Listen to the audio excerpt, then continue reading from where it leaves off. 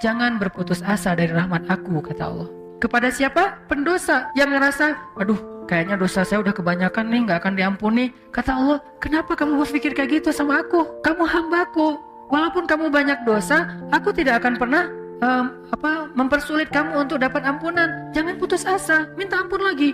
Ya Allah, dosa saya tuh sebanyak langit dan bumi. La ubali, kata Allah, aku gak peduli berapa banyak dosa kamu. Coba sebaik apa Allah.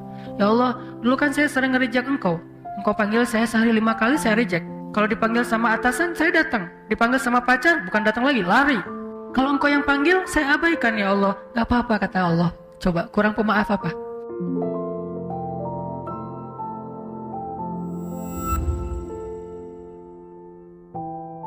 Teman-teman yang dirahmati Allah Subhanahu wa taala, puji syukur kepada Allah untuk nikmat bisa duduk di dalam rumah Allah Subhanahu wa taala. Kita nongkrong sejenak di tempat terbaik, tongkrongan yang insya Allah akan dihitung oleh Allah Subhanahu wa taala seperti orang yang ribat atau orang yang berjihad.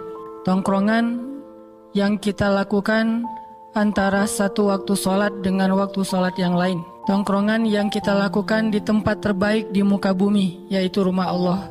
Tongkrongan yang kita lakukan di dalam sebuah aktivitas yang paling baik, yaitu mencari ilmu. Dan insya Allah tongkrongan ini menjadi salah satu tongkrongan yang dikenal dengan taman-taman surga yang ada di muka bumi. Taman surga di langit banyak, tapi taman surga di bumi cuma beberapa. Salah satunya adalah tongkrongan ilmu, atau yang dalam bahasa pesantren disebut majelis ilmu. Majelis, bahasa kita anak nongkrong, nongkrong. Itikaf, nongkrong. Karena arti itikaf itu berdiam diri, menetap, nongkrong. Penjelasan dulu ya, bisa salah paham. Dan ini adalah sebaik-baik tongkrongan insya Allah, walaupun kita tetap respect dengan tongkrongan-tongkrongan teman-teman yang lain di tempat main, di kafe dan seterusnya. Karena kita punya prinsip no judgment, kita nggak berani menjudge orang lain. Walaupun kita melihat secara zahir mungkin yang dia lakukan itu adalah sesuatu yang biasa aja, tapi siapa tahu ada hal yang kita nggak tahu, ternyata dia bernilai pahala di sisi Allah. Kayak misalnya ada orang yang kalau kita lewat selintas, orang lagi nongkrong nih, kita lewat selintas, kedengaran dia lagi ngobrol tentang masalah apa kabar Ronaldo di Juventus misalnya. Jadi cuma ngobrolin masalah bola doang. Apa hukum bicara tentang bola? Mubah kan? Karena al-aslu fil asya ibahah. Awal atau segala sesuatu itu pada dasarnya boleh, kecuali ada larangan yang menghalanginya. Kalau dalam ibadah semuanya tidak boleh kecuali ada perintah yang memerintahkannya. Jadi ngobrol masalah bola boleh, ngobrol masalah kuliner boleh, ngobrol masalah kosmetik boleh, ngobrol masalah olahraga apapun, main komunitas boleh-boleh aja, karena semuanya mubah. Tapi yang boleh ini, yang tadinya nggak berpahala atau juga nggak dosa karena statusnya mubah, nggak berpahala, nggak berdosa, kita nggak tahu. Kadang-kadang sesuatu yang mubah, yang tadinya nggak berpahala, karena beberapa hal ternyata dia bernilai mustahab, disukai dan berpahala. Apa alasannya Ustadz? Dari yang mubah bisa jadi berpahala. Salah satunya adalah misalnya kita lagi ngajak teman kita buat sama-sama belajar agama, sama-sama belajar hijrah. Kita nggak boleh nunggu dia hanya di masjid, karena kalau udah di masjid nggak perlu diajak lagi kan. Kita yang harus ngedatengin dia, kita harus dekat sama dia, kita harus jalan dulu sama dia, selama apa yang kita lakuin itu tidak melanggar syariat. Kita jalan sama dia tapi kita nggak minum, kita main sama dia tapi kita nggak ninggalin sholat, kita misalnya nongkrong sama dia tapi kita nggak membuka aurat, dan seterusnya dan seterusnya. Kemudian pas lagi nongkrong kayak gitu, pelan-pelan kita ambil hatinya sampai akhirnya dia merasa nyaman karena dia tahu kita udah sering nongkrong di masjid. Akhirnya dia mulai nanya tentang masalah agama ke kita. Kalau menurut kamu yang udah sering belajar, ini boleh nggak ya hukumnya? Kita jawab, wah aku juga baru belajar, nggak tahu hukumnya. Mending kita belajar sama-sama aja, aku juga penasaran hukumnya apa, kita tanya aja sama Ustadz. Kebenaran besok atau lusa atau nanti ada tuh taklim yang santai, yuk kita ikut bareng-bareng. Soalnya aku nggak ada temen. Atau bisa aja, oh ternyata di sana tuh banyak teman-teman kita. Kalau bahasa anak Bandung kan barudak hungkul ya. Jadi ternyata bukan orang lain, itu mah anak-anak main kita juga yang pada nongkrong di sana. Sehingga dia merasa nyaman. Akhirnya tongkrongan yang tadi awalnya mubah menjadi mustahab. Bahkan sesuatu yang ma'jur, yang berpahala di sisi Allah Subhanahu wa taala. Ini kenapa saya selalu mengkampen #NoJudgment. Nggak boleh menghakimi terlalu dini. Kemudian respect to other. Kita coba untuk menghargai orang lain. Kalaupun kita melihat dia berbuat dosa sekalipun, kita nggak boleh langsung menghakimi dia ahli neraka. Kenapa? Karena bisa jadi hari ini kita lihat dia bikin dosa, mungkin nanti malam dia udah tobat. Tadi siang kita lihat nih dia bikin dosa. Memangnya kita tahu malamnya dia bakal kayak gimana? Padahal Nabi bilang Allah membuka pintu ampunan di malam hari untuk orang yang berbuat dosa di siang hari. Allah menyediakan ampunan di siang hari untuk orang yang berbuat dosa di malam hari. Jadi setiap hari itu Allah buka pintu ampunannya. Walaupun sebetulnya 24 jam, tapi ini simbol bahwa Allah itu menunggu kita. Siang bikin dosa, Allah tunggu malam untuk taubat. Malam bikin dosa, Allah tunggu siang untuk taubat. Bisa jadi teman yang kita lihat siangnya bikin dosa, malamnya udah taubat. Terus kita yang berburuk sangka, menjudge, menghakimi dia, bisa jadi kita justru menanggung sebuah ucapan yang tidak terjadi pada dia atau tidak layak untuk dia, dan itu dikenal dengan fitnah atau bahasa lebih tepatnya lagi buhtan, kebohongan, atau juga dikenal dengan ghibah kalau itu benar. Jadi kita nggak bisa menjudge. Jadi tetap walaupun kita meyakini sesuai dengan hadis-hadis Nabi bahwa sebaik-baik tempat di muka bumi adalah masjid, tapi kita tidak membuat gap bahwa kalau kita udah berada di masjid berarti yang di luar masjid itu tidak sebaik-baik tempat. Berarti yang di kafe tidak sebaik-baik tempat. Berarti yang di tempat main tidak sebaik-baik tempat. Seolah-olah itu rugi, hina, tidak berpahala, dosa. Tidak selalu seperti itu. Selalu ada dawabit dalam Islam tuh. Arti dawabit kondisional, pengecualian-pengecualian yang bahkan merubah hukum. Karena al-hukmu taduru ma'al illah wujudan wa adaman. Hukum itu tergantung alasannya. Adanya alasan, adanya hukum. Tidak ada alasan, tidak ada hukum. Itu kaidah fikih. Persepsi fikih namanya. Ada hukum fikih, ada persepsi fikih. Persepsi fikih ini kalau di pesantren itu dikenal dengan istilah belajar usul fik. Kaidah-kaidah fikih. Dari usul fik, persepsi fikih, akhirnya lahirlah sebuah produk-produk fikih yang dikenal dengan hukum atau fatwa. Nah, fatwa, hukum tergantung illah. Illah itu alasan, illah itu penyebab, illah itu kondisi, sehingga menjadikan sesuatu itu halal ataupun haram.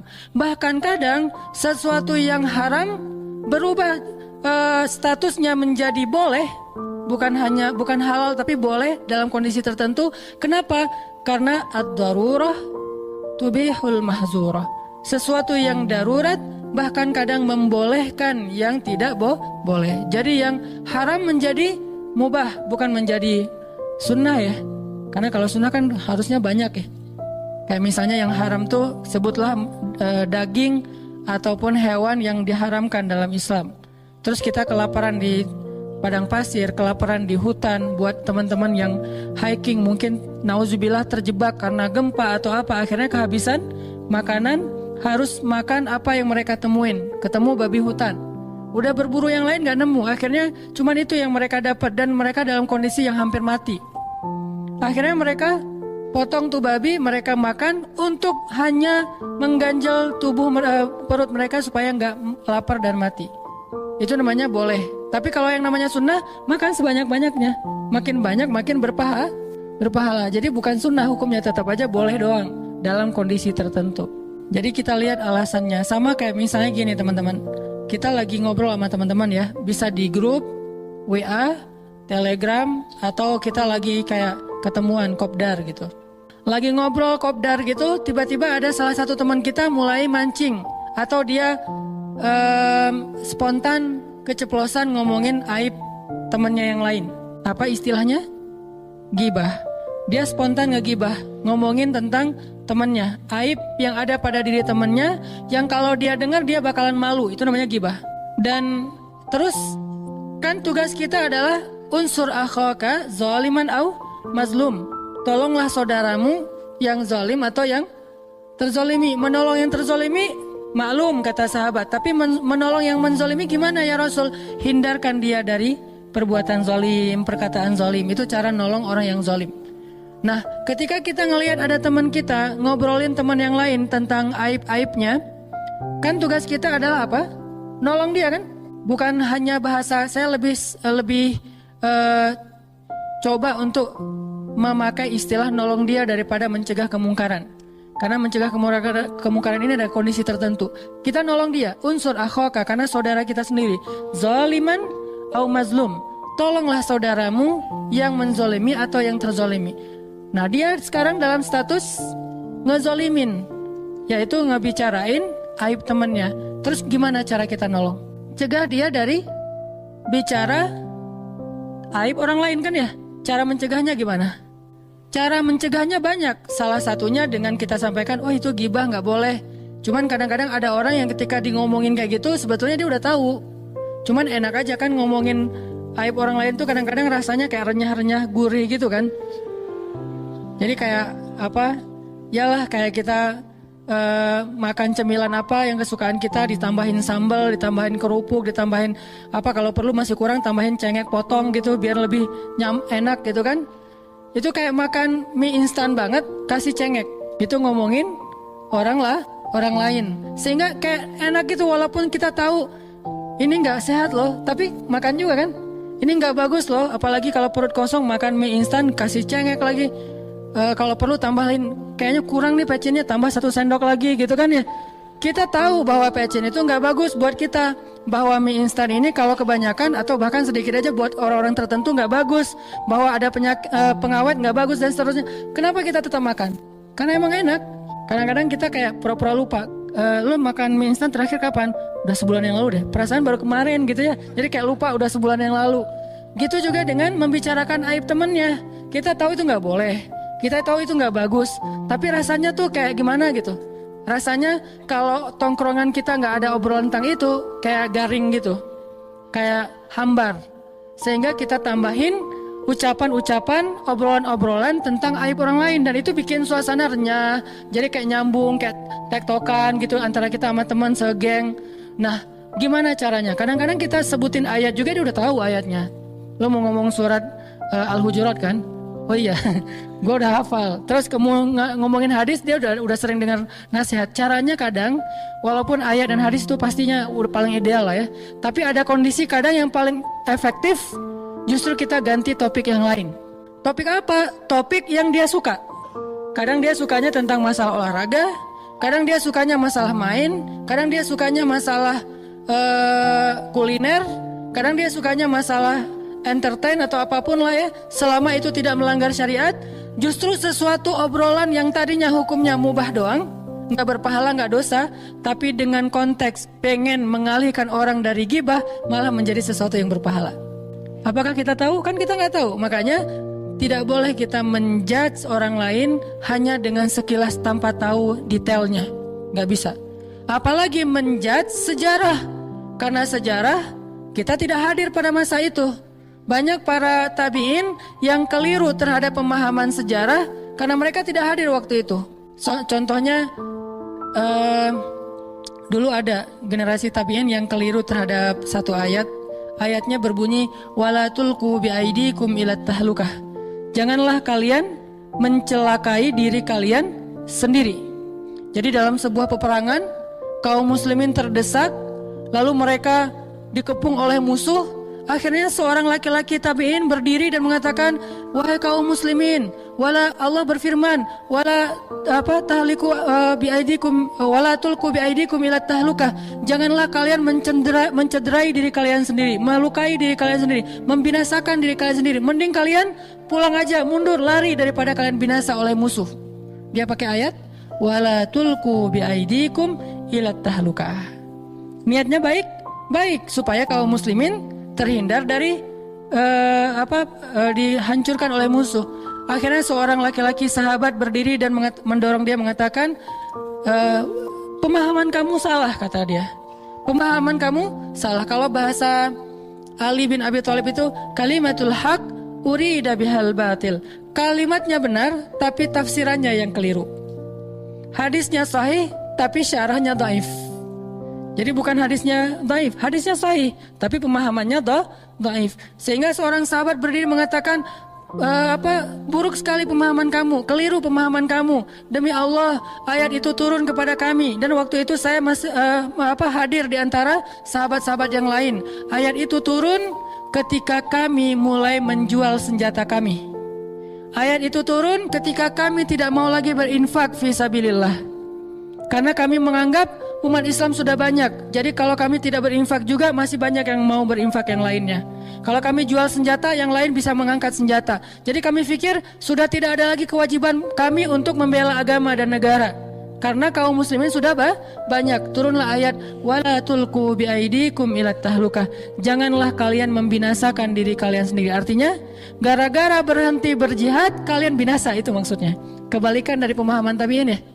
Kok bisa? Karena tabi'in tidak hadir ketika ayat itu turun. Sahabat hadir ketika ayat itu turun. Nah, inilah pentingnya membaca tafsir, membaca asbabun nuzul, membaca sirah nabawiyah. Kalau perlu teman-teman kalau baca sirah, jangan yang tipis-tipis. Baca yang tebal. Kenapa? Dalam sirah tebal itu banyak adegan detail. Yang saya suka share, yang mungkin teman-teman sebagian menganggap itu kok belum pernah dengar, itu karena bacanya yang tebal-tebal. Biasanya suka ada adegan-adegan kecil, saya suka dengan adegan karena emang dulu dari kecil saya senang dengan sastra, dengan bikin skenario, bikin cerita, bikin penokohan fiksi segala macam. Akhirnya tertarik dengan adegan-adegan kecil. Oh, ternyata dari adegan kecil itu kita jadi tahu hal-hal yang luar biasa dari sirah Rasulullah Shallallahu Alaihi Wasallam. Jadi intinya nggak bisa kita menjudge orang yang hadir, apalagi menjudge orang yang gaib. Orang yang hadir artinya yang kita lihat dia berbuat dosa aja nggak bisa dijudge. Siapa tahu dia udah taubat, atau siapa tahu kita salah lihat. Siapa tahu yang dia lakukan bukan dosa, yang dia lakukan bukan sia-sia. Sehingga tetap teman-teman kita duduk di masjid, tapi kita respect sama teman-teman kita di luar masjid. Kita hadir di ta'lim, tapi kita respect dengan teman-teman kita yang lagi main, yang lagi di jalan, yang lagi di mall. Karena Islam itu fair. Dan wala tuzakku anfusakum, janganlah kalian menganggap diri kalian doang yang paling suci. Huwa a'lamu bimanittaqa, Allah lebih tahulah siapa yang paling bertakwa di antara kalian. Teman-teman yang dirahmati Allah Subhanahu wa taala, kita bersyukur bisa nongkrong di dalam rumah Allah ini. Mudah-mudahan seperti yang saya sampaikan di pekan yang lalu, kita betah dengan tongkrongan ini dan kita jadiin ini salah satu lifestyle kita. Kalau disebut anak nongkrong, bukan hanya nongkrong di tempat-tempat main kita atau di tempat-tempat ngopi kita, tapi juga anak nongkrong itu berarti kita coba nongkrong dalam tongkrongan ilmu. Sehingga ketika kita nongkrong, Allah Subhanahu wa taala nge-like. Allah kan suka kepada orang-orang yang bertaubat kan? Suka itu kan nge-like ya. Innallaha yuhibbut tawwabin wa yuhibbul mutahhirin atau mutatahhirin. Fiha rijalun yuhibbuna ayyatatahharu, kata Allah. Di dalam masjid itu, walaupun konteks ayatnya itu Masjid Quba, tapi berlaku untuk semua masjid yang dibangun dengan dasar ikhlas. Di dalam masjid itu rijalun, banyak sekali orang yang yuhibbuna ayyatatahharu, pengen membersihkan diri, pengen belajar bertaubat, pengen belajar berhijrah. Dan kata Allah, Allah yuhibbul mutatahhirin, Allah suka kepada mereka. Berarti kalau kita nongkrong di dalam rumah Allah, Allah nge-like banget sama kita. Apakah sekedar itu? Itu aja udah luar biasa. Ditambah lagi Allah akan mengutus malaikat untuk nge-follow kita. Ngapain malaikat nge-follow kita? Ngedoain kita. Kalau dalam bahasa sosmed nge-komen, tapi isi komennya itu doa semuanya. Gak ada satupun malaikat yang hate kepada kita. Semuanya komen Allahumma gfirlahu warham. Ya Allah ampunkan dosanya, ya Allah sayangi dia. Ya Allah ampunkan dosanya, ya Allah sayangi dia. Jadi kalau setiap pekan kita hadir dalam tongkrongan ilmu, berarti setiap pekan tuh malaikat ngedoain kita loh teman-teman. Dan insya Allah sekarang kalau kita ikhlas karena Allah duduk di sini nih, dari sejak tadi teman-teman masuk ke dalam masjid, bahkan keluar dari rumah, sampai nanti kembali ke rumah, malaikat tuh nge-follow teman-teman sambil ngedoain. Nge-follow itu artinya ngikutin terus. Kemana teman-teman melangkah diikutin sama malaikat selama teman-teman tidak melakukan dosa dan sampai ke rumah. Jadi dari berangkat keluar dari rumah sampai ke rumah, selama kita nggak ngelakuin dosa, malaikat itu menyertai kita terus, nge-following kita terus sambil, ya Allah, ampunkan dosa dia, ya Allah, sayangi dia, ya Allah, ampunkan dosa. Dan semua doa malaikat itu pasti dikabulkan oleh Allah. Jangankan doa malaikat, doa kita aja Allah pasti mengabulkan, apalagi sosok malaikat yang tidak pernah berbuat dosa. La ya'sunallaha ma amarahum wa yaf'aluna ma yu'marun. Dan Allah pasti mengabulkan setiap permintaan malaikat. Berapa malaikat yang meminta, sebanyak itu juga doa yang diijabah sama Allah.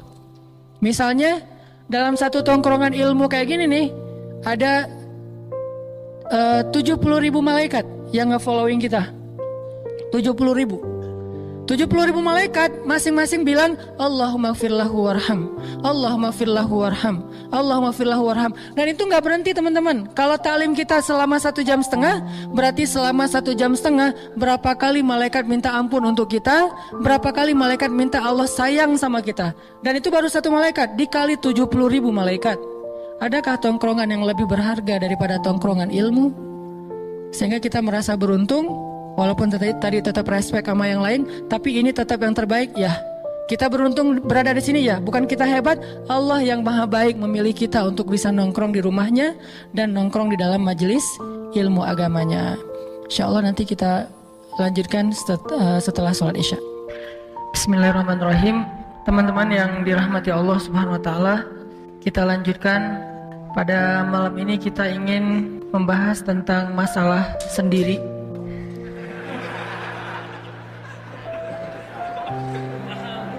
Sebetulnya saya agak berat hati membahas ini. Saya nggak tega gitu ya. Nggak tega kalau sebentar, pengennya lama membahasnya.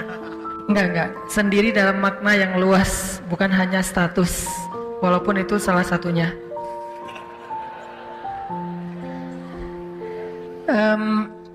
Kadang kita pernah ngerasa kayak berat ketika kita lagi sendiri, yang biasanya heboh bareng dengan geng, bareng dengan teman-teman, tiba-tiba karena satu dan lain hal, akhirnya teman-teman menjauh dari kita. Mungkin kita salah ngomong, mungkin kita salah sikap, mungkin kita terbawa emosi, mungkin kita gak suka dengan komen teman kita di grup. Akhirnya kita kayak menjauh atau dijauhin sama geng kita, sama teman kita. Mulailah merasakan kesendirian. Atau kadang-kadang kita merasa sendiri itu di antara orang ramai karena dianggap mungkin cuma kita doang yang idealis, yang lain terlalu realistis. Dalam pekerjaan misalnya, yang teman-teman kita ngikutin aja flow atau budaya di kantor kita yang sebetulnya menurut kita nggak nyaman, nggak tenang gitu. Kayak misalnya banyak hal-hal yang nggak sesuai dengan agama, nggak sesuai dengan tuntunan Allah, dan bahkan dalam aturan negara juga itu sebetulnya melanggar. Tapi karena udah terbiasa kayak gitu, jadilah culture ya, jadilah habit.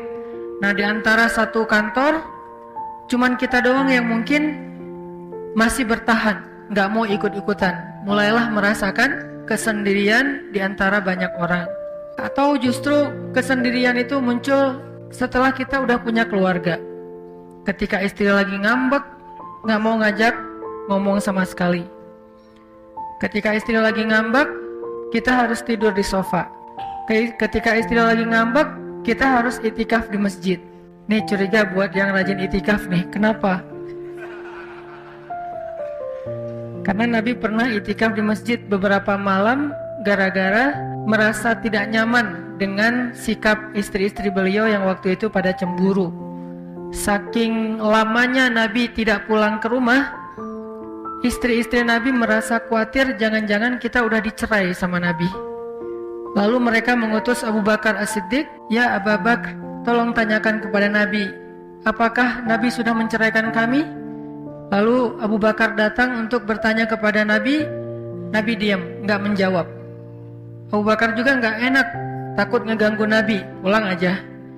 Terus ngutus Umar bin Khattab, bapaknya Hafsah. Umar datang nanya ke Nabi, "Ya Rasulullah, mereka nanya apakah Rasulullah menceraikan mereka?" Nabi diam.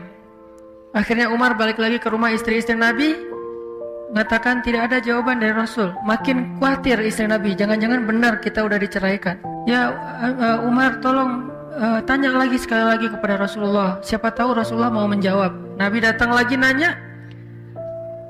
Umar datang lagi bertanya kepada Nabi, duduk di sebelah Nabi, ya Rasulullah, mereka khawatir, benar nggak Rasul sudah menceraikan mereka? Nabi menjawab, enggak wahai Umar, dengan wajah sedih. Enggak wahai Umar. Tapi kata-kata enggak ini kan berita gembira ya, sehingga Umar langsung takbir, Allahu Akbar. Nah, suara takbir Umar terdengar ke rumah istri-istri Nabi dan mereka langsung paham, oh berarti enggak gitu. Jadi takbir salah satu ekspresi kebahagiaan Umar bin Khattab radhiyallahu an. Intinya kadang kita udah punya pasangan masih merasa sendiri. Walaupun gak lama sih, gak sampai bertahun-tahun juga. Beda sama yang masih sendiri beneran ya. Cuman itu lebih sakit teman-teman. Kalau sendiri beneran kita sendiri, ya emang gitu. Ya mau gimana lagi kan? Dan gak ada yang bisa kita salahin. Tapi kalau udah punya pasangan, dicuekin, kita ngomong gak diwaro, terus kita udah jungkir balik lucu-lucuan, udah jadi badut-badutan depan dia gak ketawa, dia gak senyum. Wah, berarti kita dosa besar nih. Kesalahan kita fatal banget. Sampai udah jadi badut, dia gak ketawa. Yang ketawa malah anak kita gitu ya. Emaknya biasa aja. Dan itu yang emang gak enak sih, di dalam satu rumah bareng tapi gak ngomong. Gak usah seharian, sejam aja gak enak. Apalagi seharian, 2 hari, 3 hari. Walaupun idealnya sih maksimal 3 hari ya.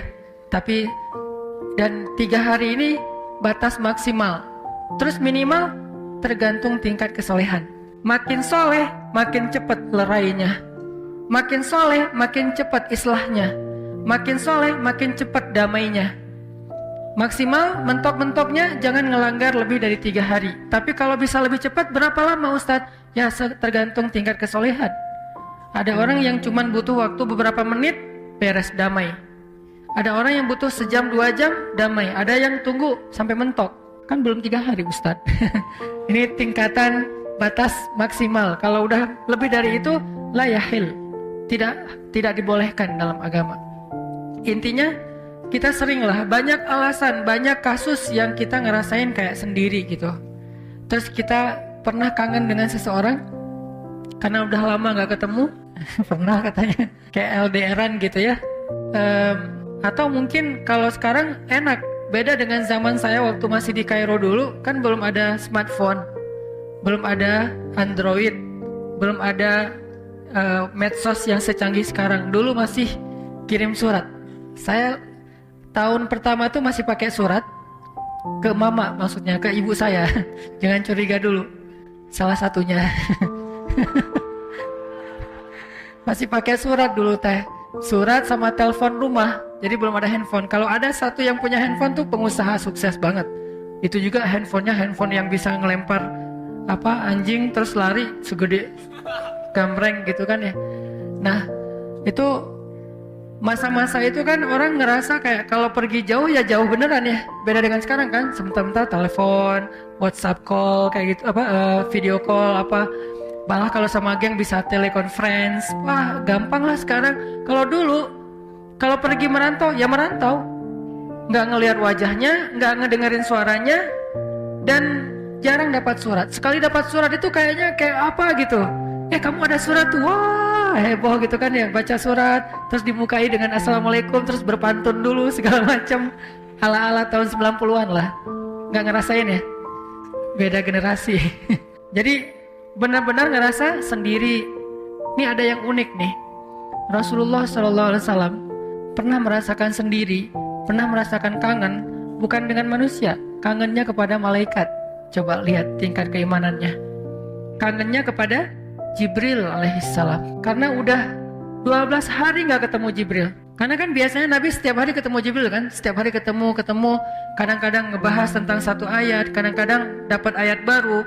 Karena Jibril itulah yang mengajarkan Al-Quran kepada Rasulullah. Allamahu syadidul quwa.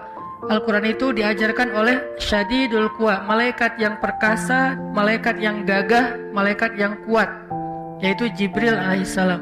Dzu mirratin fastawa, yang wibawa, yang karismatik, malaikat yang keren banget. Nah, biasanya setiap hari Jibril ketemu sama Rasulullah. Nah, ini udah 12 hari dalam satu riwayat yang lain bilang 15 hari, sebutlah 2 minggu lah ya. Udah 2 minggu gak ketemu dengan Jibril, sehingga Nabi sedih. Kemana ya Jibril gak turun-turun dari bumi, beliau ngelihat ke langit. Mana ya Jibril kok gak turun-turun, sedih, kangen. Mana ya Jibril, setiap hari, aduh hari ini belum ketemu Jibril, besok belum ketemu Jibril. Udah lama gak pernah ketemu sama Jibril. Jibril juga di langit kangen sama Nabi, tapi gak bisa turun. Duh gimana ya, kangen sama Muhammad, kangen sama Muhammad. Jibril kangen banget sama Rasul, Rasul kangen sama Jibril. Jadi kangen-kangenan. Siapa? Antara Nabi dengan malaikat, saking solehnya. Kalau kita pernah gak kangen dengan ulama, kangen dengan seorang guru, kangen dengan seorang ustadz, kangen dengan orang yang menghijrahkan kita. Ini adalah salah satu rasa rindu yang insya Allah berpahala di sisi Allah. Yang pastinya kita kangen kepada Rasulullah SAW. Nah, Nabi kangennya dengan Jibril. Kenapa nggak turun wahyu? Ini salah satu skenario Allah untuk ngasih Nabi banyak kebaikan, banyak hikmah. Yang jelas nggak turun wahyu aja sekitar 2 minggu. Sampai-sampai bukan cuma Nabi merasa kesepian, merasa kayak kangen gitu sama Jibril, ngerasa kayak nelangsa gitu, ngerasa kayak gimana nih gitu. Ditambah lagi Nabi dibully sama orang-orang kafir Quraisy. Nabi dibully di medsosnya orang-orang kafir Quraisy. Mereka pada pakai hashtag Muhammad ditinggalkan oleh setannya. Sampai gitu ngomongnya. Bukan ditinggalkan oleh Jibrilnya, tapi ditinggalkan oleh setannya. Mereka menganggap Jibril seperti setan. Siapa yang ngomong kayak gitu? Yang ngomong kayak gitu tuh istrinya Abu Lahab. Istrinya Abu Lahab ini haters banget lah buat Nabi dari dulu juga. Sama dengan suaminya ini berdua pasangan kayak kompak banget gitu. Istiqomah lagi sampai akhir hayat. Benci sama Nabi. Apapun yang Nabi bikin jelek di mata mereka. Dicari-cari kesalahan Nabi. Ketika Nabi lagi kemana, teman-teman cuma imajinasikan ya, gimana terganggunya Nabi sama 2 orang ini. Terganggu banget teman-teman. Jadi belum subuh, 2 orang ini udah di depan pintu rumah Nabi nungguin. Begitu Nabi keluar dari rumah, diikutin. Diikutinnya bukan mau ngelindungin kayak Abu Bakar, kayak Umar, kayak yang lain-lain kan ngelindungin Nabi ya. Kalau ini bukan, pengen ngerecokin Nabi. Kalau Nabi baru ngomong, gak usah percaya, dia tukang sihir, udah pergi aja, gitu coba. Dan orang percaya sama Abu Lahab karena dianggap Abu Lahab ini pamannya Rasul sendiri. Pamannya aja ngomong kayak gitu, jadi gak usah percaya. Jadi kemana Nabi pergi, Abu Lahab ngekor gitu. Terus Nabi berdiri, dia berdiri. Nabi duduk, dia duduk. Nungguin terus. Ini nggak elegan banget cara ngeganggunya. Kalau Abu Jahal masih agak-agak elegan walaupun sama-sama kufur ya. Kalau ini nggak elegan sama sekali. Ditungguin. Subuh-subuh udah di depan rumah Nabi. Nggak tahu mungkin itikaf juga di situ kali dia semalaman. Nggak kemana-mana. Jadi sangat terganggu Rasul sama Abu Lahab. And soulmate-nya itu Ummu Jamil, istrinya Abu Lahab. Sampai-sampai Nabi pernah mau bikin acara kayak tabligh akbar kalau bahasa kita ya, keraut gitu kan, berdiri di atas bukit Sofa. Kemudian Nabi memanggil penduduk Mekah, ya ahla Makkah, ya ma'syara Quraisy, halummu ilayya. Wahai penduduk Mekah, wahai orang-orang pemuka Quraisy, berkumpullah ke saya, kesini kata Nabi. Nabi kalau ngomong tuh lembut, suara lembut beliau terdengar jarak sekian dan sekian. Jadi orang yang jauh mendengar suara beliau seperti orang di sebelah beliau. Ini mukjizat suara Nabi. Kalau mukjizat suara Daud bikin orang terkesima, makhluk terkesima. Kalau mukjizat suara Nabi bikin orang mukni, langsung kayak ngeklik gitu dengan suara beliau. Ketika Nabi khutbah Haji Wada kan itu jumlah yang jamaah yang hadir kan ratusan ribu ya, Haji Wada. Pas Haji Wada, Nabi khutbah terakhir itu yang dengar sepadang Arafah, dan Nabi nggak pakai mic loh. Kebayang nggak sejarah waktu itu? Nabi berdiri di tengah padang Arafah, terus orangnya ada ratusan ribu, Nabi khutbah nggak pakai mic. Terus gimana yang di belakang? Nggak gitu kan? Ternyata orang yang paling ujung mendengar suara Nabi sejelas orang yang ada tepat di depan Nabi. Padahal nggak pakai mic. Ini mukjizat dari suara Rasulullah SAW. Makanya Nabi ngomongnya santun, pelan. Kalaupun beliau berteriak porsi yang pas, proporsional. Ya ahla Makkah, kata Nabi. Ya ma'syara Quraisy. Yang beda justru khatib. Khatib ketika bawa ayat hadis ini berubah nadanya. Ya ahla Makkah. Jadi berubah lagi kan ya. Nabi nggak gitu teriaknya. Nabi kalau teriak nggak sampai terlihat langit-langit mulut beliau.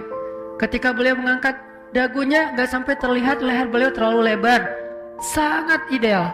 Jadi nggak sampai kehilangan izzah, kehormatan beliau itu nggak kehilang gara-gara beliau teriak. Kalau kita kan kadang-kadang kalau teriak sampai wajahnya merah gitu kan ya. Kalau Nabi nggak sampai wajahnya merah. Ya ahla Makkah, ya masyara Quraisy, halummu ilayya. Wahai penduduk Mekah, wahai orang-orang pemuka Quraisy, kesini berkumpullah di dekat saya. Pada datang semuanya karena sayang sama Muhammad. Buat mereka sosok Rasulullah Muhammad itu adalah kesayangan penduduk Mekah. Muhammad sebelum beliau Islam adalah pemuda sebelum beliau dapat wahyu maksudnya adalah pemuda kesayangan penduduk Mekah. Sehingga ketika beliau memanggil mereka semuanya pada datang. Nabi mengatakan, ya ahla Makkah, ya ma'syara Quraisy, kalau saya bilang di balik bukit ini ada pasukan yang mau menyerang kota Makkah, kalian percaya nggak sama saya? Kata mereka, kami tidak pernah mendengar dusta darimu Muhammad. Kami percaya engkau alamin. Percaya kan teman-teman? Percaya. Semuanya udah bilang percaya. Setelah mereka declare percaya, baru Nabi bilang, ya masyarakat Quraisy, ya ahla Makkah, kenapa kalian menyembah sesuatu yang tidak bisa memberi kalian manfaat, tidak bisa juga memberi kalian mudarat? Kenapa kalian menyembah sesuatu yang tidak bisa berbicara, tidak bisa melihat, tidak mendengar? Sedangkan kalian mengabaikan Allah. Wahai penduduk Mekah, aku ingin menyampaikan kepada kalian kebenaran. Bersaksilah, tiada ilah yang patut disembah selain Allah, dan aku adalah utusan Allah. Mereka mulai kaget. Kaget apa? Belum pernah mereka mendengar berita ini dari orang-orang sebelumnya. Karena jarak antara mereka dengan zamannya Ismail udah jauh. Jadi udah gak ada lagi orang yang ngomong tentang kebenaran tauhid pada masa itu. Jadi kayak heran gitu, ini ucapan apa ya? Di satu sisi benar, di sisi lain tapi kok gak pernah dengar ya? Nah gitu tuh, agak bingung kan? Benar tapi nggak pernah dengar. Jadi kayak polemik antara logika mereka yang benar tapi culture-nya, loh kok yang lain nggak ngomong gini, kok cuma Muhammad doang ngomong gini. Jadi kayak mereka kediem gitu. Benar juga sih tapi gimana ya, benar juga sih tapi gimana. Lagi kondisi kayak gitu, tiba-tiba Abu Lahab ngomong. Ini nih bahayanya Abu Lahab nih. Dia langsung mengatakan, tabban, celaka kamu Muhammad, dasar kamu, dari kecil udah saya didik kamu, kenapa kamu mengecewakan saya? Celaka kamu Muhammad, celaka kamu Muhammad. Gara-gara ini kamu kumpulkan kami, dan seterusnya. Dia habis-habisan sampai wajahnya merah, sampai dia kayak punya tim buzzer gitu kan. Jadi tim buzzernya juga ikut ngomong belakang dia, jadi yang viral aja di antara yang lain-lain. Mulai datang desas-desus ke satu orang ke orang lain, ke satu pemuka kaum ke yang lainnya. Akhirnya pada bubar aja gara-gara Abu Lahab. Nabi cuman ngelihat ke bawah aja, kayak sedih gitu. Nabi nggak membalas dengan ucapan yang sama seperti Abu Lahab. Allah yang membalas. Tabbat yada abi lahabi wa tabba. Bukan Nabi yang ngomong, Allah. Dan Allah lebih berhak untuk bicara itu. Allah berhak untuk mengatakan tabban untuk hambanya, karena Allah maha tahu isi hati hambanya. Jadi kalau Nabi nggak, Allah yang ngomong gitu. Dan karena ini ayat, Nabi harus ngomong kan, harus baca. Nabi pun membacakan ayat itu dengan nada yang beliau sedih sampai turun ayat itu untuk Abu Lahab. Sedih banget karena beliau berharap Abu Lahab dapat hidayah. Tapi turun ayat tabban, berarti udah gak akan dapat hidayah. Celaka sudah. Dibaca oleh Nabi ayat ini, Abu Lahab makin menggila. Kata orang-orang, kalau Abu Lahab itu pintar, harusnya Abu Lahab pura-pura beriman. Karena apa? Kalau Abu Lahab mengaku beriman, berarti ayat itu keliru. Katanya dikutuk, katanya celaka, katanya tertutup hatinya. Kok beriman? Berarti Muhammad bohong dong. Kalau Abu Lahab pintar. Tapi itulah, Allah sudah menutup hatinya, pikirannya, summum bukmun umyun, sehingga dia tidak bisa berstrategi. Udah aja dia pergi marah-marah sendiri, gak jelas. Nah ini artinya, udahlah Nabi, udah 2 minggu gak ketemu Jibril, gak dapat wahyu. Nabi kayak sedih gitu, sepi gitu, gak ada Jibril dalam hari-harinya. Nabi sedih, tiba-tiba datang Ummu Jamil ngeledekin. Datang orang-orang kafir Quraisy ngeledekin. Muhammad sekarang rasain tuh ditinggalin sendiri, makanya jangan sok suci apa segala macam. Mulailah Nabi merasa sedih, merasa sendiri. Lalu turun ayat ketika waktu itu Jibril meletakkan jidatnya di atas Ka'bah. Turun Jibril setelah 2 minggu meletakkan jidatnya di atas Ka'bah. Sebagian ulama mengatakan itu salah satu ayat yang Jibril mendatangkannya dalam wujud asli. Sebagian ulama bilang gitu, karena sedikit sekali ada ayat Al-Quran yang Jibril membawanya sebagai wujud asli. Ini salah satu ayat yang Jibril membawanya dengan wujud asli. Jibril langsung turun meletakkan dagunya di atas Ka'bah seperti orang yang meletakkan jidatnya di atas Ka'bah seperti orang yang sujud. Lalu dan yang ngelihat Jibril itu kan cuma Rasulullah ya. Dari kejauhan Rasulullah ngelihat, itu seperti sayap Jibril yang pernah aku lihat di wahyu pertama. Lah itu Jibril beneran lagi sujud di atas Ka'bah. Dari kejauhan benderangnya cahaya Jibril terlihat oleh Rasulullah SAW. Rasulullah langsung nyamperin. Kemudian ketika Rasulullah sampai di depan Ka'bah, Jibril melihat ke arah Rasulullah dengan tersenyum. Jibril melihat ke Rasulullah dengan tersenyum. Jadi kayak mereka lagi kangen banget ketemu gitu. Tapi dalam makna yang positif ya. Lagi kangen banget ketemu, kayak kita lagi kangen banget dengan guru kita, kangen banget dengan orang soleh, kangen banget dengan ulama. Tiba-tiba ketemu tuh gimana rasanya tuh? Kayak mau cium tangan, mau peluk, mau dapat berkah, mau didoain, mau dinasehatin. Pokoknya duduk aja dengerin sebanyak mungkin. Kan ada ulama yang auranya tuh emang aura orang ahli zikir ya, sehingga kalau kita ketemu tuh kayak hilang semua nafsu kita gitu. Tiba-tiba jadi orang kayak gak punya nafsu, udah gak berminat dengan dosa.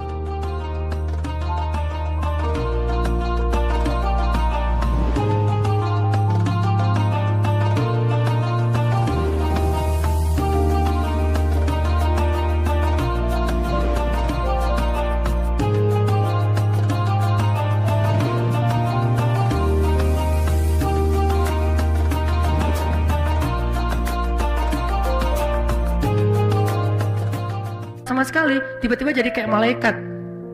Pernah gak ngerasain kayak gitu? Ketemu seorang ulama yang auranya tuh kayak aura zikir banget, cahaya wajahnya bukan karena dia putih, bisa jadi dia gak terlalu putih tapi emang punya aura. Terus pakai satu jadi udah gak ingat dosa sama sekali, atau jadi malu banyak dosa soalnya. Ini kebayang gak gimana ketemu Jibril? Aura orang soleh aja bisa bikin kita tenang, apalagi aura malaikat. Nabi senang banget, jadi wajar Nabi kangen Jibril tuh wajar banget. Emang Jibril keren banget, jadi pasti kangen. Pas udah ketemu, Jibril tersenyum ke arah Rasulullah, Rasulullah tersenyum ke arah Jibril. Kemudian Rasulullah bertanya, Jibril kemana aja, kata Rasul. Kalau bahasa kita, Jibril kemana aja, kangen tahu, kata Rasul. Seolah-olah gitu kan ya, saya kangen kepada kamu Jibril, kemana aja. Sebagian riwayat mengatakan adegan ini terjadi di dalam surat Maryam ketika Allah berfirman, Jibril menjawab. Jadi jawaban Jibril itu adalah wahyu dari Allah. Jawabannya apa? Wa ma natanazzalu illa bi amri rabbik. Muhammad, saya juga kangen. Tapi kami malaikat tidak turun kecuali sesuai perintah Allah. Jadi artinya Jibril kangen sama Nabi, kangen banget. Nabi kangen sama Jibril, kangen. Dua-duanya saling kangen. Yang satu kangen yang di langit kangen yang di bumi. Tapi nggak bisa ketemu, kenapa? Wa ma natanazzalu illa bi amri rabbik. Karena tidak diperintahkan oleh Allah untuk ketemu. Akhirnya Jibril membacakan ayat Bismillahirrahmanirrahim. Nabi langsung dengerin. Karena wa idza quri'al Qur'an fastami'u lahu wa ansitu. Terus Nabi dengerin Bismillahirrahmanirrahim. Wadduha wal laili idza saja ma wadda'aka rabbuka wa ma qala. Ini intinya nih. Ma wadda'aka rabbuka wa maqala. Ayat sebelum dan sesudahnya menjelaskan ayat ini. Jadi inti dari surat Ad-Duha itu adalah ayat ketiga. Ma wadda'aka rabbuka wa maqala. Nanti ayat setelahnya menjelaskan apa maksud dari ayat ketiga. Tuhanmu, Rabbmu tidak pernah meninggalkanmu Muhammad dan tidak juga benci sama kamu. Ini ayat hiburan banget buat Nabi. Tadi Nabi udah merasa sendiri, Nabi udah merasa sedih, Nabi udah merasa kangen, Nabi udah merasa kayak gimana ya, ragu nih apakah saya masih dianggap Nabi atau tidak. Tiba-tiba Allah turunkan ayat seolah-olah Allah, kalau dalam bahasa kita kayak tabayun. Kayak kita misalnya di grup kok sepi ya, begitu saya nyamber, komen, saya replay, semuanya pada diam. Tadinya seolah-olah tadi di grup WA tuh rame, kok tiba-tiba sekarang pas saya ikut ngomong pada diam. Terus diamnya lama lagi 2 minggu. Jangan-jangan mereka bikin grup, akhirnya mereka chat di sebelah, bukan di grup ini. Kan jangan-jangannya jadi banyak ya, zunun, banyak prasangka, sedih gitu. Mau kita japri satu-satu gengsi, tapi mau ngeliatin grup kok sepi aja, sedih.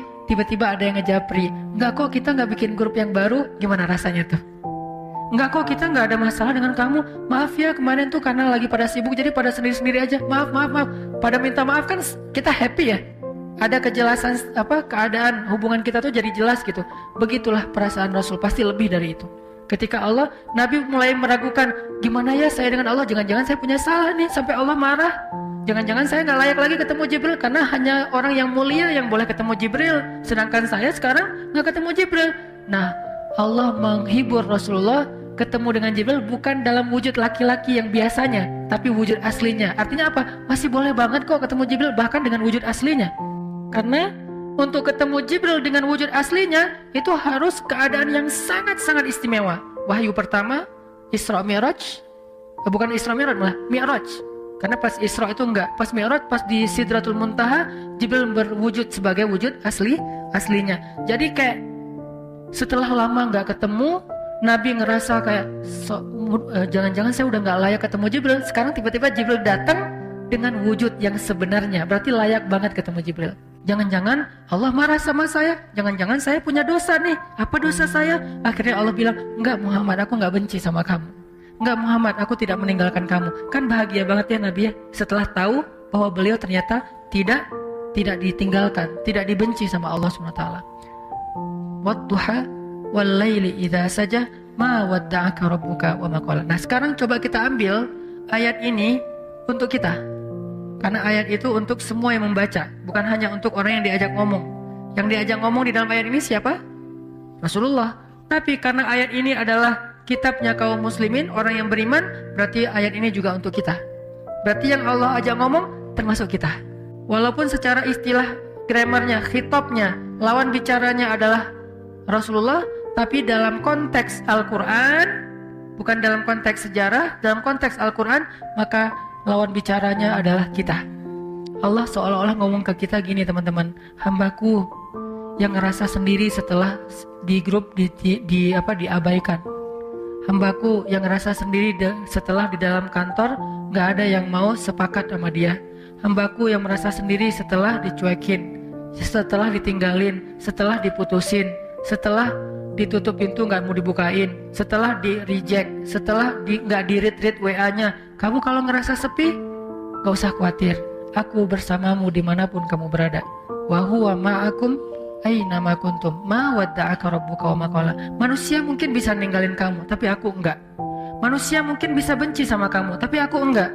Manusia mungkin bisa ilfil sama kamu, tapi aku enggak. Manusia mungkin bisa dendam sama kamu, tapi aku enggak. Manusia mungkin bisa mengecewakan kamu, tapi aku enggak, wahai hambaku. Jadi Allah lagi memperkenalkan, itulah manusia. Kalau Allah enggak kayak gitu, ma wadda'aka rabbuka wa ma qala. Jadi teman-teman, kalau kita merasa kecewa dengan makhluk, kecewa dengan manusia, kecewa sama teman, kecewa sama pasangan, kekecewaan yang masih wajar, maka yakinlah Allah enggak akan pernah ngecewain kita. Kadang kita bahkan bisa kecewa kepada orang tua kita sendiri. Kadang seorang ayah, ibu kecewa kepada anaknya. Kadang saudara kecewa kepada saudara adik kakaknya. Itu hal yang wajar, itu manusiawi. Tapi Allah gak pernah ngecewain hambanya. Ma wadda'aka rabbuka wa ma qala. Pernah dibenci sama orang tanpa alasan? Pasti pernah. Pernah membenci orang lain tanpa alasan? Mungkin pernah. Tapi Allah gak. Allah gak pernah ninggalin kamu, wahai hambaku, kata Allah. Aku gak pernah ninggalin kamu. Apa buktinya? Kalau kita mau lihat-lihat nih masa lalu kita teman-teman, ketika kita bikin dosa aja Allah gak ninggalin kita, coba. Apalagi ketika kita taat. Ketika kita bikin dosa, kita gak sholat, kita banyak maksiat, kita sombong, kita ingkar, kita gak ngerti agama, kita menjauh dari kebaikan, Allah gak ninggalin kita, masih ditolong. Apa buktinya? Buktinya sekarang kita bisa hijrah. Siapa yang bikin kita hijrah kalau bukan Allah? Buktinya kita akhirnya sadar untuk taubat. Siapa yang menyadarkan kita kalau bukan Allah? Kok telat banget sih Ustaz disadarin? Enggak, dari sejak kita bikin dosa tuh Allah udah menyadarkan kita. Kita aja yang keras kepala, menolak peringatan dari Allah, menolak nasihat dari Allah, sering datang kepada kita. Tapi Allah gak pernah meninggalkan kita. Padahal kita dosanya tuh cukup banyak, gak ditinggalin sama Allah. Udah banyak dosa masih dipanggil sama Allah. Dipanggil loh. Qul ya ibadiyalladzina asrafu ala anfusihim. Ya ibadi, wahai hamba-hambaku. Manggilnya lembut lah gitu. Kalau ayah manggil anaknya dengan bahasa lembut, ya bunayya. Kalau anak memanggil ayahnya dengan lembut, ya abati. Kalau anak memanggil ibunya dengan lembut, ya ummati. Sekarang Allah memanggil hambanya. Kalau hamba memanggil Allah dengan lembut, ya Rabbi. Sekarang Allah memanggil kita, ya abdi. Kalau jamak, ya ibadi. Padahal kita banyak dosa, tapi Allah masih bilang, ya ibadi. Bukan bilang, ya ayuhan nas. Enggak. Padahal banyak dosa kan. Allah langsung bilang, manusia, makhluk, kamu. Bisa aja gitu kan ya. Allah enggak bilang, ya ibadi alladzina asrafu ala anfusihim, yang melampaui batas dan merugikan dirinya sendiri. Maksudnya apa?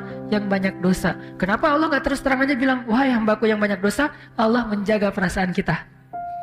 Udah banyak dosa, masih dijaga perasaannya. Coba dalam teks Allah kepada kita, ketika ibaratnya kalau ini adalah sebuah japrian. Jadi ada orang yang kita pernah salah sama orang, sehari, 2 hari, sebulan, setahun, bertahun-tahun, kita banyak salah sama dia, tapi dia masih ngejapri kita dengan panggilan-panggilan yang akrab antara dia dengan kita. Dan dia nggak nyebut dosa-dosa kita sama sekali. Dia nggak bilang, kamu kan emang banyak dosa kan sama aku selama ini. Kamu kan pernah gini, ini. Enggak, dia nggak ngomong kayak gitu. Friend, bro, bahasa-bahasa yang akrab antara kita dengan dia. Enggak sama sekali ngomongin dosa. Ada nggak orang kayak gitu? Nggak ada. Allah, udahlah kita banyak dosa, udahlah kita sombong banget, udahlah kita sering mengabaikan Allah, Allah sering nggak kita waro. Tapi begitu sesekali Allah manggil kita, panggilannya lembut, jaga perasaan lagi. Ya ibadi alladzina asrafu ala anfusihim, hamba-hambaku yang melampaui batas. Gitu doang bahasanya. Bukan hamba-hambaku yang hina, hamba-hambaku yang kotor, hamba-hambaku yang pernah berzina, hamba-hambaku yang pernah membunuh, hamba-hambaku yang enggak, yang melampaui batas. Bahasa yang elegan. Tidakkah kita belajar dari Al-Quran? Al-Quran itu teks yang sangat elegan. Hadis, teks yang sangat elegan. Sejak kapan komen kita tidak lagi berkiblat kepada Al-Quran dan hadis? Kita mengaku pembaca Al-Quran, tapi kita komennya tidak Qurani. Kita mengaku mempelajari hadis, tapi komen kita tidak nyunnah. Arti nyunnah gak elegan seperti Nabi. Pernahkah Nabi menggunakan istilah-istilah yang tidak baik untuk orang lain? Sampai Nabi mengatakan apa? Kalau ada budak perempuan kalian berbuat zina, maka cambuklah dia, tapi jangan cela dia. Cambuk itu bagian dari hak agama, gak boleh diabaikan. Itu hak agama, bagian dari keadilan hukum. Cambuklah dia, tapi jangan cela dia. Lalu kalau dia berzina lagi 2 kali, maka cambuklah dia, tapi jangan cela dia. Kalau dia berzina lagi sampai 3 kali, maka juallah dia walau dengan harga seutas tali, murah, tapi jangan cela dia. Coba, tetap gak boleh mencela. Terus apakah kita merasa lebih layak daripada Rasulullah untuk mencela orang lain hanya gara-gara berbeda partai, hanya gara-gara berbeda pandangan politik, hanya gara-gara beda mazhab dalam fikih, hanya gara-gara beda geng? Di mana Al-Quran dan Sunnah? Di mana Al-Quran dengan teks elegannya? Di mana Sunnah dengan teks elegannya? Kita mengaku Al-Quran dan Sunnah. Bahkan kita mengaku sebagai ahlinya. Ahlinya apa? Ahlus Sunnah, yang paling berpegang dengan Sunnah. Di mana elegannya? Bukankah Nabi itu terkenal dengan tabligh? Apa arti tabligh? Kemampuan berkomunikasi yang paling baik. Sehingga ketika Nabi bicara, semua orang ngerasa nyaman dengan ucapan Nabi. Soal diterima atau ditolak itu masalah egonya. Tapi nyaman pasti. Nyaman dengan mendengar ucapan Nabi. Sehingga Allah mengajarkan kita, bahkan kepada orang yang udah ngecewain Allah, Allah masih bilang, ya ibadi. Sampai ketika Nabi Musa mau ketemu Jibril, Allah tahu banget Musa. Karena Musa orangnya, karena beliau adalah orang yang gagah, karena beliau adalah orang yang terbiasa bicara belak-belakan, beda dengan Harun. Musa dan Harun ini 2 karakter yang berbeda. Harun diplomatis. Kalau Musa, dia apa adanya karakternya. Karena Allah tahu kayak gitu, akhirnya Allah bilang, wa qula lahu qawlan layyinan. Nanti kalau ketemu Firaun, jangan lupa ya, ngomongnya pelan-pelan aja, kata Allah. Layyin, yang lembut, yang santun, jangan marah-marah. Ketemu siapa? Firaun. Apakah kita lebih rendah daripada Firaun sehingga kita layak untuk dimarahi atau kita memarahi orang lain? Apakah teman kita hanya beda masalah sepele, dia lebih jelek dari Firaun? Enggak. Kalau ke Firaun aja dibilang taqula lahu qawlan layyinan. Lalu siapa yang kita ajak bicara? Sejak kapan istri kita boleh kita sebut dengan ucapan yang buruk? Sejak kapan suami kita boleh kita sebut dengan ucapan yang buruk? Sejak kapan ulama kita boleh kita panggil dengan ucapan yang buruk? Bahkan menyebut kata si saja tidak pantas untuk ulama atau orang yang berdakwah. Apakah dia lebih rendah daripada Firaun hanya gara-gara beda mazhab dan persepsi tentang masalah agama? Tidak. Jadi Allah kepada orang yang marah, kepada orang yang mengecewakan Allah aja Allah bilang ibadi alladzina asrafu ala anfusihim. Terus gimana itu dengan Abu Lahab? Hanya Allah yang tahu siapa yang layak digituin. Nabi aja nggak tahu. Nabi ketika turun ayat baru dibacain. Nggak Nabi duluan kan yang ngemanggil dia Abu Jahal. Enggak, Allah yang nyuruh. Dia Abu Lahab, Allah yang nyuruh tabban. Tapi kalau yang lain Nabi enggak. Bahkan orang munafik aja dirahasiain namanya sama Nabi. Coba yang tahu nama-nama orang munafik siapa? Huzaifah ibn Yaman, sahibus sirri Rasulillah. Dialah yang menjaga rahasia Nabi, Huzaifah ibn Yaman. Nabi nggak ngasih tahu nama-nama orang munafik terus diposting, dirilis di media sosial biar semua orang tahu nih munafik ya, nih munafik, nih munafik. Enggak, kenapa? Karena Nabi tidak mau mencela orang lain. Cukup Huzaifah aja yang tahu. Kenapa? Biar nanti kalau ada apa-apa Huzaifah bisa mengambil sikap. Sampai Umar aja nanya ke Huzaifah, ya Huzaifah, kan Nabi ngasih tahu kepada kamu siapa daftar orang munafik. Kira-kira boleh nggak saya tanya satu hal? Apa Umar? Saya termasuk nggak di antara mereka? Umar aja khawatir. Saya termasuk nggak saya di antara orang munafik? Huzaifah tersenyum. Karena Huzaifah respect banget sama Umar dan pastinya Umar bukan orang munafik. Huzaifah nanya, karena itu bukan rahasia kan? Enggak, wahai Umar, kamu nggak termasuk munafik lah. Alhamdulillah ya Allah. Gitu, dan itu bukan basa-basi teman-teman, bukan pencitraan. Kalau kita berada di posisi Umar nggak akan nanya kan, kepedean banget kan, kita kegeeran, masa sih gua munafik? Kayaknya nggak banget deh, gitu kan ya. Umar, sekelas Umar bin Khattab, orang nomor 2 di sisi Rasulullah setelah Abu Bakar, itu masih ragu, saya munafik nggak ya? Huzaifah, saya termasuk nggak? Kata Huzaifah, enggak wahai Umar, kamu nggak termasuk lah. Kata Umar, kalau gitu di antara pejabat saya ada nggak? Nah, kata Huzaifah, ada sih. Yang mana? Rahasia. Nabi suruh saya menjaga rahasia, saya nggak akan ngebocorin. Ya udah deh, kalau gitu ntar saya juga tahu lah. Gimana caranya? Kalau ada pejabat Umar yang meninggal, Umar nggak akan datang mensolati dia kalau nggak ngelihat Huzaifah datang mensolati dia. Kalau Huzaifah nggak mensolati, berarti dia tuh emang munafik. Jadi caranya nunggu Huzaifah ibn Yaman sampai Huzaifah wafat baru nggak bisa lagi kedeteksi mana orang munafik.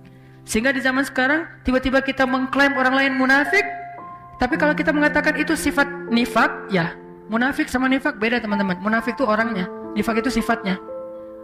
Jadi tanda-tanda kemunafikan, tapi orangnya belum tentu disebut munafik. Tanda-tanda artinya jangan sampai kita mirip dengan tanda-tanda itu gitu. Makanya Allah bilang ya ibadi alladzina asrafu ala anfusihim la taqnatu min rahmatillah. Jangan berputus asa dari rahmat aku, kata Allah. Kepada siapa? Pendosa yang ngerasa aduh kayaknya dosa saya udah kebanyakan nih, gak akan diampuni. Kata Allah, kenapa kamu berpikir kayak gitu sama aku? Kamu hambaku. Walaupun kamu banyak dosa, aku tidak akan pernah mempersulit kamu untuk dapat ampunan. Jangan putus asa, minta ampun lagi. Ya Allah, dosa saya tuh sebanyak langit dan bumi. La ubali, kata Allah, aku gak peduli berapa banyak dosa kamu. Coba sebaik apa Allah. Ya Allah, dulu kan saya sering nge-reject engkau. Engkau panggil saya sehari 5 kali, saya reject. Kalau dipanggil sama atasan, saya datang. Dipanggil sama pacar, bukan datang lagi, lari. Kalau engkau yang panggil, saya abaikan ya Allah. Gak apa-apa, kata Allah. Coba, kurang pemaaf apa? Sehari 5 kali Allah manggil kita teman-teman. Ngajak ketemuan. Gimana bahasa Allah ngajak ketemuan? Hayya 'alas shalah.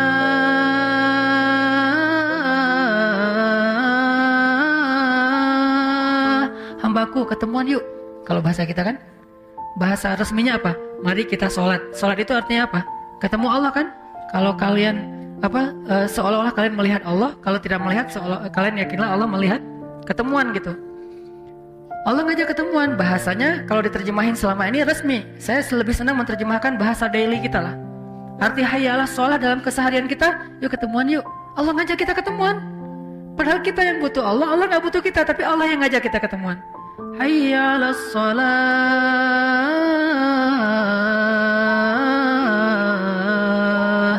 Yuk ketemuan yuk. Allah panggil. Lembut lagi panggilannya, kecuali muazinnya lagi ngambek. Tapi paling lembut tuh muazin habis diputusin ya, itu lembut banget. Baru diputusin azan. Hayya 'alal falah. Azan paling baper tuh habis diputusin. Allah manggil kita, terus apa yang buat kita berat langkah? Menunda-nunda panggilan Allah. Allah ngajak ketemuan kita kayak nggak datang gitu, kayak berat banget. Apa? Takut kita yang harus bayarin. Allah bilang, hayya 'alal falah. Tenang aja, aku yang bayarin. Kalau bahasa kita, falah itu apa? Untung, kamu nggak bakalan rugi. Tenang aja, nggak kamu kok yang bayarin, aku yang traktir, aku yang kasih kerjaan, aku. Ntar kalau misalnya kamu ninggalin sesuatu terus rugi, aku ganti kok. Jadi Allah ngejanjiin kita nggak bakalan rugi dengan ketemuan sama Allah, kan gitu kan ya? Hambaku ketemuan yuk. Aduh ya Allah, ada kerjaan, nggak apa-apa. Nanti aku bujuk atasan kamu supaya nggak marah, kata Allah. Aduh ya Allah, ini lagi banyak pembeli nih, nggak apa-apa, nanti berapa? Aku ganti. Duh ya Allah, di situ mah mahal, biar saya yang bayar. Duh ya Allah, apapun alasan kita karena kita takut rugi, Allah bilang nggak apa-apa, ketemuan aja. Hayya 'alal falah, kamu pasti untung. Alasannya apa lagi coba? Allah ngajak ketemuan, Allah ngejamin kita nggak bakalan rugi. Jadi kalau bahasa kita, hambaku ketemuan yuk. Gak usah khawatir, aku yang bayarin. Oh ada kerjaan ya, ntar aku gantiin. Oh ada pelanggan ya, ntar aku tambahin rezeki kamu. Terus apa alasan kita nggak datang? 5 kali sehari Allah panggil. Padahal dibuka dan ditutup dengan kata-kata Allahu Akbar, Allah yang paling agung. Tapi manggil kita. Harusnya kan kita yang begging ke Allah ya. Allah ketemuan dong please. Harusnya kan kita kan ya. Harusnya kita bilang, Allah hayya 'alas shalah, yuk sini ketemuan sama saya. Kan harusnya gitu kan. Kita ke Allah, ya Rabbi. Enggak, Allah yang manggilin kita. Ini agak-agak unik nih. Yang butuh siapa? Yang ngajak siapa? Kan gitu. Padahal Allah gak butuh kita. Ghaniyun 'anil alamin. Allah gak butuh sama sekali. Kita kufur serentak semuanya, itu gak ngurangin kebesaran Allah. Walaupun setetes air di ujung jarum yang dicelupkan ke laut, gak berkurang. Gara-gara kita kufur, nih biar Allahnya bete nih, kita kufur aja sekalian. Enggak, biasa aja. Kalau kita kufur kan Allah rugi. Siapa bilang? Oh ya udah, biar Allah tambah mulia, kita taat aja. Enggak, ketaatan kita enggak bikin Allah lebih mulia, enggak bikin Allah kekuasaannya bertambah, karena kita enggak ngaruh buat Allah. Mau taat, mau kufur, enggak ngaruh buat Allah, sama sekali enggak ngaruh. Terus ngapain Allah manggil kita? Murni karena sayang, bukan karena butuh. Ibu kita baik-baik ke kita, wajar. Karena sayang plus berharap suatu saat kita jadi anak yang berbakti, anak yang ngedoain orang tua, anak yang nanti akan menjaga orang tua, kan gitu kan? Sayang plus ada harapan. Tapi kalau Allah sayang doang, nggak pakai ada harapan-harapan apapun. Cuman kasihan aja sama kita, sayang aja sama kita. Nggak mau kita rugi, nggak mau kita celaka, nggak mau kita hina. Allah sayang gitu doang sama kita. Hayya 'alas shalah, udah dipanggil kita reject. Ya Allah, Allah kan sering manggil saya tapi saya reject. Gak apa-apa kata Allah. Ya Allah, saya pernah selingkuh loh. Nyelingkuhin Allah, maksud nyelingkuhin Allah, menduakan Allah, mentigakan Allah, mengempatkan Allah. Selingkuh kan? Gimana perasaan kita kalau diselingkuhin? Mau gak manggil-manggil? Ketemuan yuk. Tapi kan aku pernah nyelingkuhin kamu. Oh ya? Wah. Bisa. Kalau ketahuan selingkuh gimana? Gak akan dimaafin lagi seumur hidup. Sampai bukan cuma di dunia akhirat. Kalau selingkuh, Allah kita selingkuhin tuh sering. Allah yang kasih nikmat, terima kasihnya ke makhluk. Allah yang ngasih nikmat, kita persembahannya ke makhluk. Allah yang ngasih nikmat, kita sujudkan jidat kita ke makhluk. Allah yang ngasih nikmat, kita ngaku Tuhannya bukan dia. Bukankah ini bagian dari kita menduakan, mentigakan dalam konsep Islam? Dalam konsep Islam, kita memperlakukan Allah kayak gitu. Apakah Allah marah? Kecuali kita wafat dalam keadaan kayak gitu, baru gak diampuni. Tapi kalau belum wafat, apapun dosa kita, jangan putus asa hambaku, minta ampun, kata Allah. Minta ampun ke sini. Innallaha yaghfirudz dzunuba jami'a. Allah mengampuni semua dosa, gak ada yang gak. Ya Allah, dosa saya tuh langit dan bumi, aku tidak peduli, la ubali, aku gak peduli. Ya Allah saya pernah gini, la ubali. Ya Allah saya pernah gitu, la ubali. Saya gak peduli, gak peduli. Yang penting kamu minta ampun. Ya, berapa kali bilang astagfirullah? Cuma sekali, cukup. Sekali doang mengampuni semua dosa-dosa kita di masa lalu yang bertahun-tahun lamanya. kurang apa baiknya Allah Subhanahu wa Ta'ala? Itu maksud dalam berbuat dosa aja Allah nggak ninggalin kita, apalagi ketika kita taat. Terus kalau berbuat dosa aja Allah masih sayang sama kita, gimana kalau kita taat kira-kira? Maka apa yang membuat kita khawatir untuk taat sama Allah? Apa yang membuat kita khawatir untuk memilih pilihan Allah? Apa yang membuat kita khawatir untuk sujud kepada Allah? Apa yang membuat kita khawatir untuk melangkahkan kaki ke rumah Allah? Apa yang membuat kita khawatir untuk menyebut nama Allah? Apa yang membuat kita khawatir untuk berdoa kepada Allah? Apa yang membuat kita khawatir untuk tetap istiqomah di jalan Allah? Apa? Takut ditinggalin sama Allah? Dulu dosa aja gak ditinggalin, apalagi sekarang berpahala. Dulu maksiat aja Allah gak ninggalin, apalagi sekarang taat. Terus apa masalah kita? Bukti Allah gak ninggalin kita, sampai sekarang kita masih hidup, sampai sekarang kita masih sehat, sampai sekarang kita masih punya keluarga, sampai sekarang kita dikasih hidayah lagi tuh. Berarti ma wadda'aka rabbuka wa ma qala. Rabbmu gak pernah ninggalin kamu, hambaku. Ini dalam konteks kita. Kalau dalam konteks Nabi, karena beliau tidak pernah berbuat dosa, maksud tidak pernah meninggalkan tuh Allah selalu ngebimbing Nabi, selalu mencukupkan kebutuhan Nabi dan seterusnya. Kalau dalam konteks kita, dalam kita bikin dosa aja Allah nggak ninggalin kita. Mungkin sebagian teman-teman pernah ngerasa hampir celaka gara-gara dosa kan ya, gara-gara tawuran, gara-gara perang antar geng, gara-gara narkoba, gara-gara maling, gara-gara apa, rampok. Mungkin pernah, termasuk dulu kan pernah tampil di sini juga seorang sahabat kita yang pernah ngerampok, udah gitu ketangkap sama warga, masa diikat, disiramin bensin, udah dinyalain tuh korek tuh, tinggal dilempar aja udah kebakar hidup-hidup. Di detik-detik itu injury time, tiba-tiba datang aparat, tiba-tiba datang polisi, akhirnya dia selamat masuk penjara. Di penjara dia belajar Islam, hijrah, taubat, alhamdulillah sekarang udah berubah. Dan bukankah banyak orang yang mengalami pengalaman kayak gitu? Siapa yang telah menyelamatkan dia? Siapa yang menahan tangan orang yang memegang korek api tadi untuk tidak langsung melempar? Siapa yang telah menjadikan aparat berwajib datang dengan waktu yang tepat? Ma wadda'aka rabbuka wa ma qala. Harusnya kalau mau hitung-hitungan nih, gara-gara riba mungkin kita tuh udah celaka dari dulu. Tapi nggak celaka, cuma susah doang. Ya susah kita sendiri yang cari kan ya. Tapi celaka enggak. Allah tahan supaya nggak kita celaka, dan Allah tahan supaya kita segera taubat, supaya nggak nambah lagi. Mungkin kalau kita nambah lagi udah celaka nih. Alhamdulillah kita dapat hidayah, ya udah segitu aja deh hutang kita 100 M. Kalau nggak dikasih hidayah mungkin 1 triliun, karena 1 triliun juga kalau dimasukin ke perut manusia itu nggak bikin dia kenyang kan? Bukankah kata Nabi, kalaupun dimasukin langit dan bumi ke perut manusia nggak bikin dia kenyang karena hawa nafsunya? Jadi karena Allah beri kita hidayah, ya udah deh cukup 100 M aja. Sekarang kamu tinggal mikirin gimana ngelunasin hutang-hutang kamu, bukan terpuruk sampai sekian ratus M. Allah tetap menyelamatkan kita teman-teman. Ma wadda'aka rabbuka wa ma qala. Sekarang kita belajar, bisa nggak ketika kita sepi, ketika kita sendiri, kita tetap merasa ada yang nemenin. Ini yang kita coba pelajari. Al-unsu billah kalau dalam bahasa pesantrennya. Apa arti al-unsu billah? Berduaan sama Allah. Al-unsu billah, berduaan sama Allah. Bisa nggak kita? Coba latih deh berduaan sama Allah.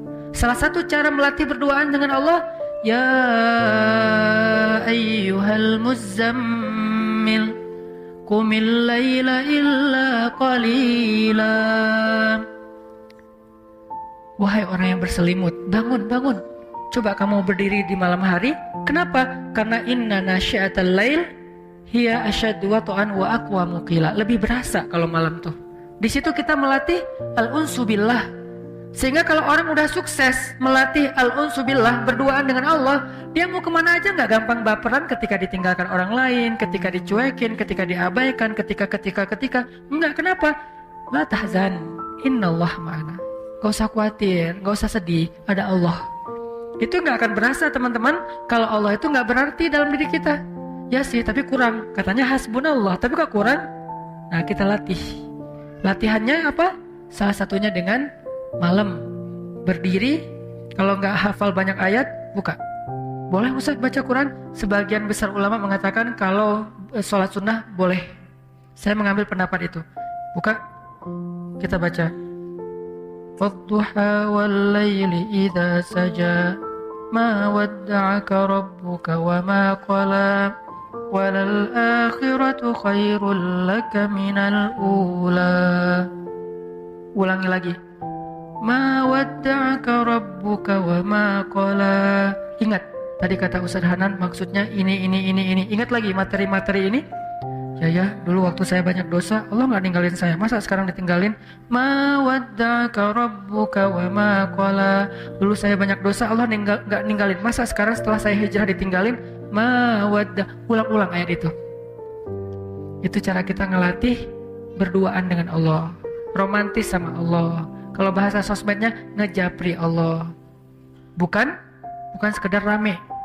Kita ada ibadah sifatnya kolosal, sholat berjamaah.